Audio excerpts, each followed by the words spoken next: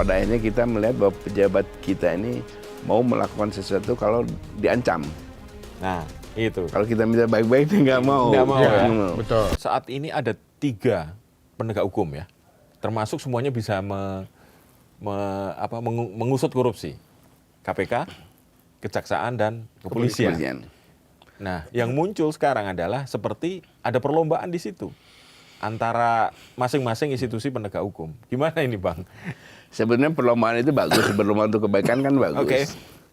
Problemnya kan ini kalau kemudian menjadi bagi hasil dan ini kami sini aja di sini itu menjadi pemberantasan korupsi menjadi menjadi keriaan yang tidak menarik juga, tidak fokus juga. Kayak contohnya kemarin misalnya, kita lihat ada uang triliunan, banyak itu. Tumpukan triliunan uang triliunan. dipamerkan ya. Itu kan mengubah persepsi masyarakat tentang korupsi. Seolah-olah korupsi itu uang cash. Padahal korupsi yang besar itu kan bertanda-tangan transaksi kebijakan, aturan, undang-undang, kemudian uangnya juga peredarannya juga kemana-mana dan digital. Ini kan saya nggak ngerti juga maksudnya apa itu. Atau hanya keriaan tadi seperti Mas Hadi sampaikan. Atau juga untuk menunjukkan bahwa ini loh, bener nih ada korupsi gitu. Iya, itunya benar. Tapi kan maksud saya jangan terlalu vulgar sehingga persepsi masyarakat itu loh. Persepsi masyarakat yang dikorupsi itu uang cash itu. Padahal itu dari transaksi-transaksi yang berhasil oleh kejaksaan, kemudian kejaksaan mencari uang cash untuk ditampilkan. Nah, ini kan harus jelas. Menurut Mas Adi berarti sebenarnya fokus saja ke peraturan pembuatan undang-undang yang memang ya ada seorang ahli bilang gini, korupsi paling parah adalah korupsi di perundang-undangan dan peraturan. Kebijakan, betul. Itu yang mestinya harus dari awal dihabisi gitu. Betul. Nah, ternyata kekuasaan ini kan saling kait-mengkait. Mereka bisa memilih saling mengunci gitu kejadiannya. Nah itu sebetulnya kan begini. Iya. Di tempat-tempat lain juga pemberantasan korupsi mula-mula juga masalah. Kayak di Cina. Mulai dari mananya ya? Mulai dari mana? Di Cina kan kekuatan Politbiro itu kan juga pertarungan Partai kuat. Komunisnya kuat. Tapi ketika ada kesepakatan bersama, kita fokus di sini. Jadi kalian yang mau main-main jangan main di sini, main tempat lain kan bisa itu. Sehingga ini tetap bisa fokus, ini program nasional. Program nasional pemberantasan korupsi di sektor ini. Kalau itu menurut saya sih masih bisa pemahaman di masyarakat, di kalangan politisi juga. Artinya kalau kita berkaca kepada kesuksesan Hong Kong, ICAC-nya Hong Kong itu dalam memberantas korupsi yang hanya 1 dekade, hanya dalam 10 tahun, karena mereka hanya fokus. Sementara di kita sudah 20 tahun KPK ini berdiri, tapi tidak ada korupsi itu tidak menurun sama sekali karena tidak pernah fokus, Mas Hadi.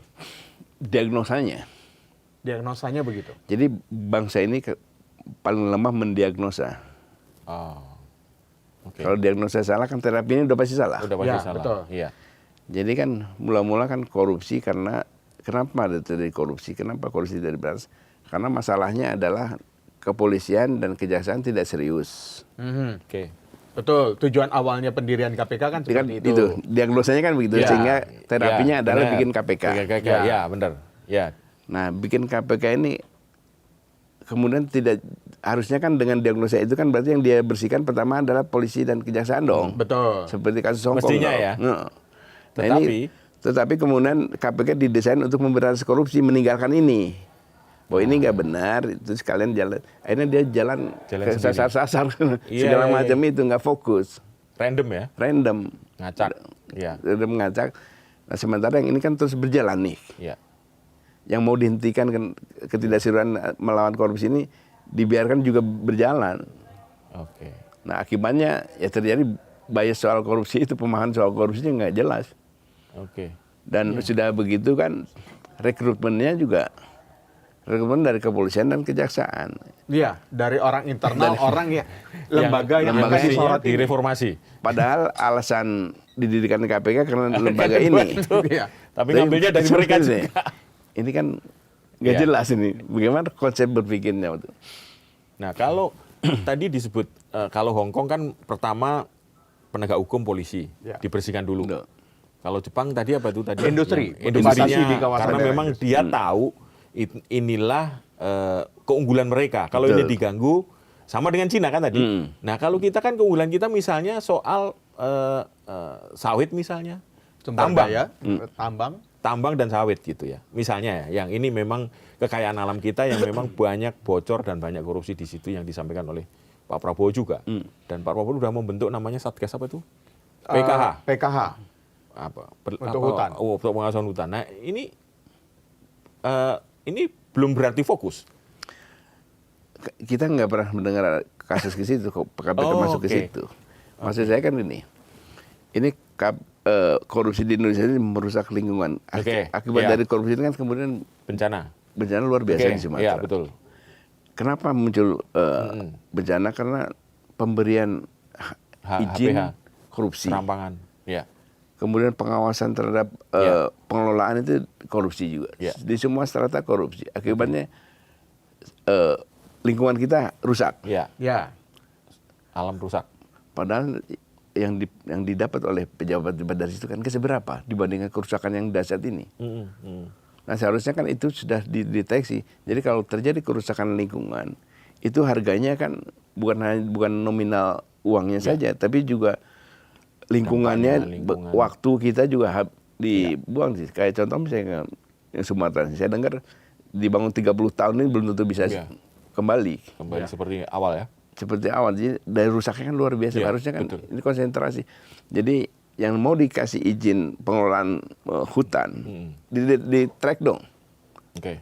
Integritasnya seperti apa, ke nasionalisme seperti apa, seperti apa, kemudian kepedulian terhadap masyarakatnya seperti apa. Kasih kekuasaan itu. Nah saya bilang kan ini bedanya HPH sama KPK. Kalau HPH ini kan sebenarnya tugasnya itu adalah tebang pilih. Yang bisa ditebang, dipilih kan. Tapi ditebang habis. KPK yang tugasnya tebang habis, tebang pilih. Kebalik berarti. Ini kalau kita lihat sumbernya terlalu sulit memang kita untuk melakukan pemberantasan korupsi ini.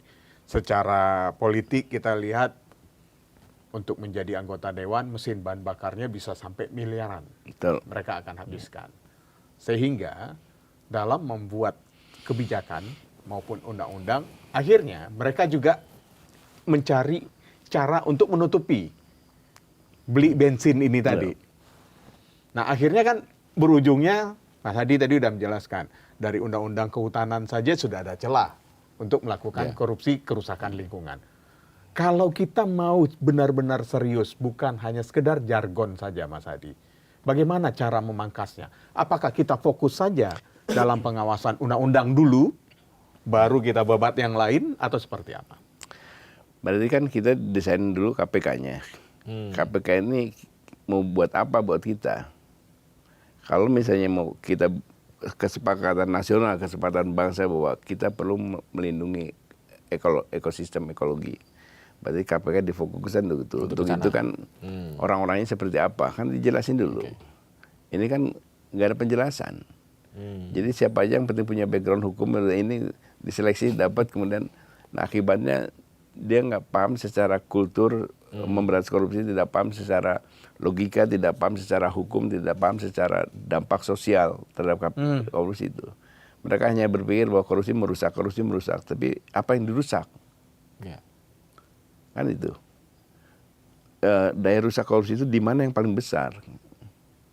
Kan kalau hanya infrastruktur itu kan nggak banyak dampaknya. Korupsi. Taruhlah di korupsi semua dampaknya nggak besar dibandingkan dengan lingkungan. Kalau kita memberikan izin merusak lingkungan, kemudian pejabat yang memberikan izin dibayar, ini kan yang rugi bukan hanya negara itu, tapi kan masyarakat di situ. Masyarakat yang terdampak. Dan ini nggak bisa diobati. Dampaknya besar. Luar biasa. Jadi menurut saya sih untuk hari ini kita melihat pengalaman Sumatera itu memang KPK difokuskan ke mengawasi sumber daya alam. Bersama apa namanya tadi yang dibikin oleh pemerintah pengawas itu. Jadi semua dicek ulang izin-izin itu. Oke. Nah, isu korupsi ini kan selalu seksi pada saat jelang pesta demokrasi. Betul. Semua calon pemimpin selalu menarasikan, meretorikakan, menyampaikan saya paling anti korupsi. Ujung-ujungnya mereka juga yang melakukan itu. Karena memang lemah seperti itu dan tidak fokus, akhirnya ya gampang saja janji-janji manis itu dan masyarakat publik juga percaya akhirnya, Mas Adi. Ya memang itu yang menyedihkan buat bangsa ini ya, sehingga kita kan selalu bingung kita dari mana kita mau mulai membenahi ini. Iya. Akhirnya kita jadi kebingungan sendiri ini gitu. Akhirnya kan kemudian menyerah, sudahlah, yang penting kita tidak ikut korupsi, yang penting kita tidak terdampak. Akhirnya kan semua hanya personal aja. Terus apa tujuannya ada negara? Apa tujuannya pemerintahan? Kan itu yang pertanyaan kita.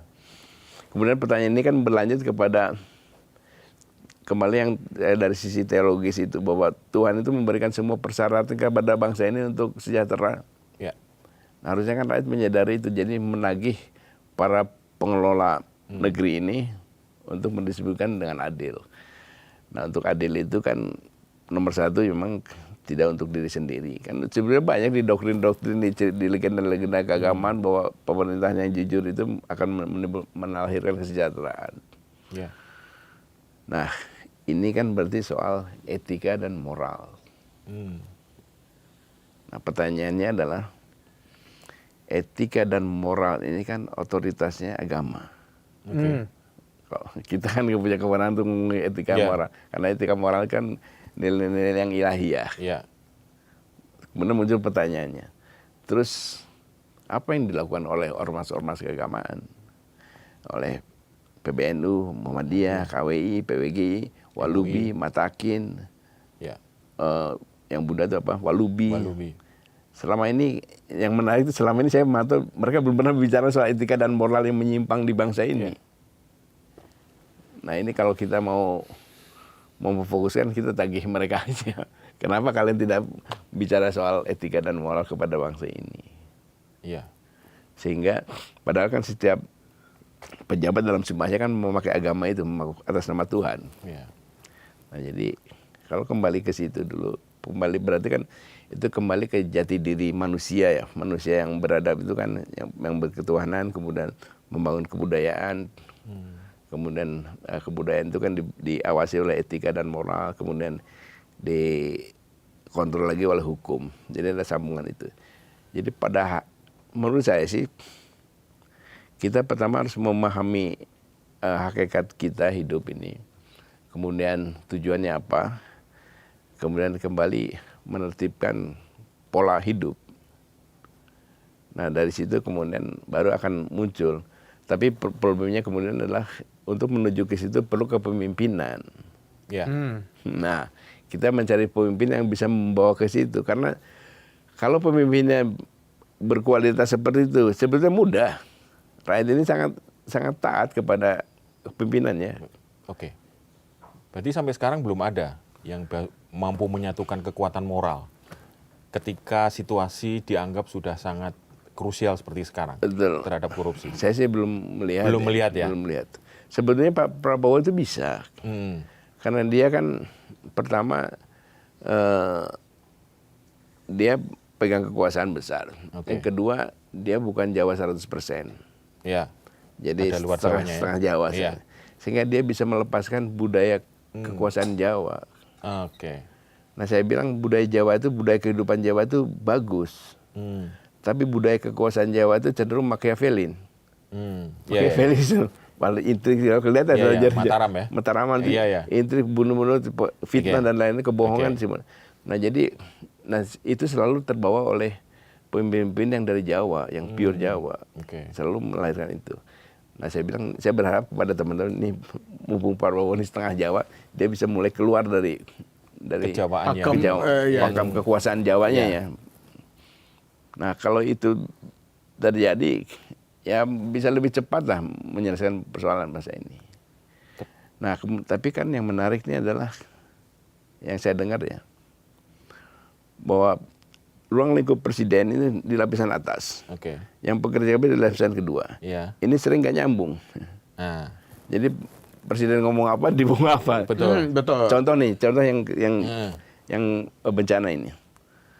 Saya yakin Pak Prabowo minta cepat diatasi ini persoalan sampah ini, cepat ditolong. Iya. Tapi dia wah nanti dulu nih uangnya mana, dia langsung bekerja dan tidak punya manajemen disaster.